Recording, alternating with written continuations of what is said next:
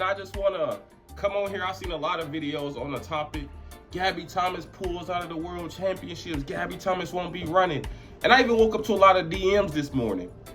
And I seen people on YouTube making videos about it, talking about how this isn't good for the sport and how this is a sad occasion and how they don't wish this on nobody. I just want to start this video off by saying I wish this on people. Hell, I wished it on Gabby Thomas. I've been telling everybody for the last month and some change. Gabby Thomas' jealous ass is finna get dealt with at the World Championships by Amy Hunt. Gabby Thomas' road ass is finna get dealt with at the World Championships by Daryl Nita. Gabby Thomas' road ass is finna get dealt with at the championships by Marie Jose Tyloo Smith. And these ain't even the top names, the top factors. But this is a beautiful thing. This is a wonderful occasion. And honestly, I want to start this video off by toasting to the demise and the terrible year Gabby Thomas is having. Because if you think about it, her year has been going awfully bad. The entire year, not just as of recently, the entire year. So what we want to do is we want to cheer to the demise of Gabby Thomas and her downfall. See, people, I don't wish this on my worst enemy and this and that. I do. She ain't even my worst enemy, and I wish it on her. This is to the downfall of Gabby Thomas. Woo! This is a lovely thing, man. This is a lovely thing. Gabby Thomas' year has been going horribly. If you think about it, she popped her year off doing the Grand Slam. Grand Slam, she ran for all this money, done won $250,000. She didn't get none of that money. So she's pretty much essentially ran for free all year. All year she's ran for free. So her year has been going horribly. Grand Slam ran off on her. Then she got online with the Kenny Benerick shit, the track spice shit. I'm exposing track spice. Instead of worrying about what other motherfuckers doing online, why don't you worry about how Melissa Jefferson is finna deal with your ass? Why don't you worry about how Juju is finna deal with your ass? Why don't you worry about how a washed up Sharika Jackson is finna deal with your ass? Why don't you worry about how Amy Hunt and Daryl Nita, long face ass, is finna deal with your ass? Why don't you worry about things of that nature?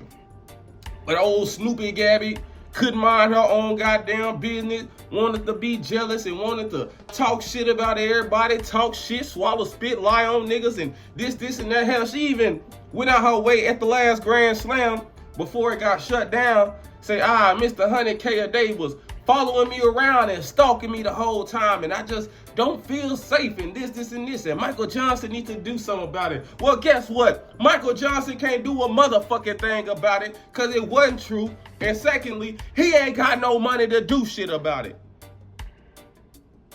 And guess what? He didn't pay you no money to do shit about it. You know what he did? He made you run for free. He made you run for free. See, y'all, this news is new to y'all. I've been knowing this news. I talked to Gabby. And I was damn near ecstatic when I heard the news. I tried to sit on it and be quiet and this and that.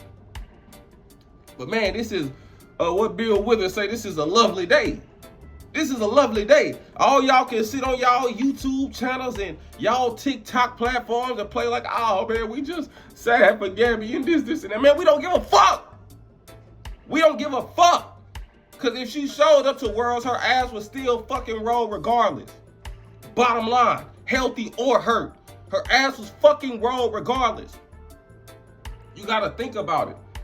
Juju ran 21:71 in London months ago. Gabby ain't never ran faster than fucking 21:8 outside of Eugene. She ain't never ran faster than 21:8 outside of Hayward Field. Melissa Jefferson done showed she can run fast at Hayward and then overseas. Literally running the exact same times. So that already put Gabby in the mix to fight for third. And with third, she had a Nivea battle. And a Nivea battle ran the exact same time as Gabby out of lane 2. Lane 2. Dina Asher Smith, Amy Hunt, they both running 22-1. Sharika Jackson ran a 22-1. So it wasn't looking good for Gabby regardless. It literally wasn't.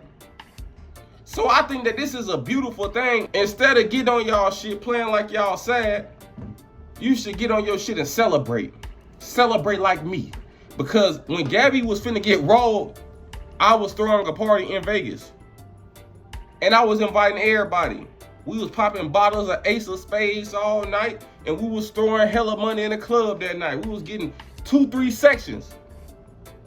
But she knew what time it was. She knew the consequences to her actions. She knew when she came off that curve and she was neck and neck in 6th place with Amy Hunt, it was gonna be a long motherfucking day. That's why I say this is a beautiful thing. You might as well go on and pull out. Cause we still gonna celebrate, but it's like you get to save yourself the embarrassment in which you was gonna feel. And yeah, next year is an off year, so you can do whatever to recover and shit like that. But 2027 roll around, you still getting dealt with. 2028, you gotta think, you a paper champion. The only reason you won the Olympics because the top people didn't show up. And like they always say, men lie, women lie, numbers don't. And the numbers show that a motherfucker running 21-8 in this era will never be an Olympic champion unless something just super unforeseen happened. In the Olympics last year, it just happened that something unforeseen happened.